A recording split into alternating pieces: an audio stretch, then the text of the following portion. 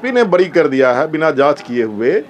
खुद घटना स्थल पर एसपी मेरी जानकारी में है कि वो नहीं आया है, तो बिना आए हुए घटना स्थल पर उसने अगर किसी अपराधी को बरी किया है तो ये नियम संगत नहीं। गिरफ्तारी एसपीडी ट्रायल और एसपीडी ट्रायल के साथ साथ पूरी तौर पर उनकी परिवार जो है राजेश हंसदा की पत्नी और उस केस से जुड़े हुए जो गवाह हैं सबके पर्याप्त सुरक्षा की मांग करेंगे और उनकी पत्नी को सरकारी नौकरी और 25 लाख रुपए का जो है मुआवजा की मांग। रविकांत कुमार और आप देख रहे हैं आवर बिहार न्यूज। रजनी में सीपीएम का एक महासभा का आयोजन किया गया है, जहां सीपीएम के नेता राजेश हांसदा को श्रद्धांजलि दी गई है और यहां पर सीपीएम के विधायक दल के नेता यहां पर पहुंचे हुए हैं, लोगों को आज संबोधित किए हैं। सर, रजनी पहुंचे हैं, आज राजेश हांसदा को श्रद्धांजलि दी गई है, क्या कहेंगे सर, कैसे ये लड़ाई आगे लड़ी जाएगी? ये पहली बात है कि राजेश हंसदा की लड़ाई मतलब उनकी जो हत्या हुई है तो उसके जो हत्यारे हैं, एफआईआर हुआ है, एफआईआर के जो नामजद है उनकी गिरफ्तारी होना है। गिरफ्तार उनको करना ही पड़ेगा।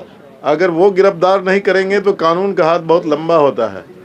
प्रोटेस्ट केस में लगाएगा, फिर उसमें गवाही होगी और जब गवाही होगी तो केस उनको कोर्ट जो है लेकर के जेल में डाल देगी। इसीलिए अगर एसपी ने बरी कर दिया है बिना जांच किए हुए, खुद घटना स्थल पर एसपी मेरी जानकारी में है कि वो नहीं आया है, तो बिना आए हुए घटना स्थल पर उसने अगर किसी अपराधी को बरी किया है तो ये नियम संगत नहीं है। इसीलिए उसके खिलाफ में जस्टिस के लिए आज प्रोटेस्ट मीटिंग करके हम लोगों ने कहा है कि इसको डीआईजी जांच करे, इसको आईजी जांच करे, इसको डीजीपी जांच करे और एक एक अपराधी को जेल के अंदर बंद करे। और इस सवाल को लेकर के अगर ये नहीं करेंगे तो बजट सेशन में गिरफ्तारी के सवाल को लेकर के हाउस में उठाएंगे।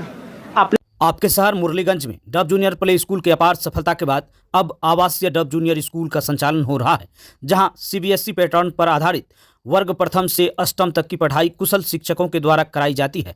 यहां एयर कंडीशन के साथ अत्याधुनिक सुविधाओं से संपन्न छात्रावास की व्यवस्था है। छात्रों के सर्वांगीण विकास के लिए एकमात्र विकल्प रेसिडेंशियल डब जूनियर स्कूल, झील चौक, मुरलीगंज, मधेपुरा। अधिक जानकारी के लिए आज ही संपर्क करें। परिजनों से भी निश्चित रूप से मिला होगा, क्या आश्वासन दिए हैं? नहीं, मैं उनको आश्वासन दिया है कि आपके सवाल को लड़ेंगे और उनके सवाल को लेकर के जो मुआवजा है, चूँकि SC/ST एक्ट अधिनियम में भी ये केस आता है, तो इन्हें 8.5 लाख रुपए के करीब सरकार को देना है। लेकिन सिर्फ उससे काम नहीं चलेगा, बल्कि पूरी ज़िंदगी पूरा परिवार, इनके पिताजी का, राजेश के पिताजी का भी हत्या हुआ था, इसलिए पूरी तौर पर जो है इनकी जो हत्या हुई है ये आम हत्या से अलग है। ये सामाजिक कार्यकर्ता थे, पार्टी के लोकल कमेटी के सचिव थे और ज़मीन के संघर्ष का वो एक मात्र जो है एक बड़े योद्धा थे, जो कोर्ट कानून कचहरी वो लड़ते थे।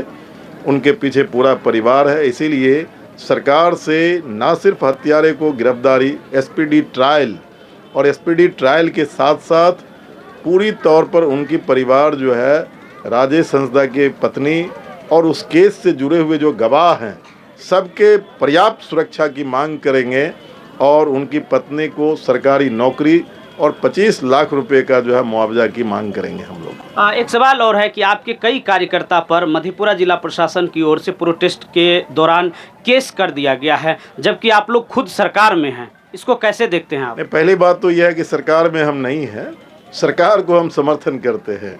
ये बात सही है कि सरकार को बनाने में हमारी बड़ी भूमिका है पार्टी की और सभी लाल झंडे के लोगों ने सपोर्ट किया है। बावजूद इसके आपको पता है ना, सरकार बदली है लेकिन उसकी मशीनरी नहीं बदली है। जो मानसिकता पहले आरएसएस का था, भाजपा जब सरकार में थी, तो उस मानसिकता वाले लोग जो सरकार को चला रहे थे अभी भी ज़्यादातर लोग वही हैं।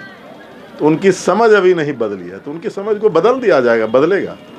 चलिए, शुक्रिया। तो अभी हमसे खास बातचीत कर रहे थे सीपीएम के जो विधायक दल के नेता हैं, वो यहाँ पर आए हुए हैं और आप तस्वीर के माध्यम से देख सकते हैं कि काफ़ी संख्या में यहाँ पर लोग मौजूद हैं और उन्हें सुनने के लिए आए हुए हैं। और राजेश हांसदा हत्याकांड का मामला जो है वो लगातार तूल पकड़ता जा रहा है।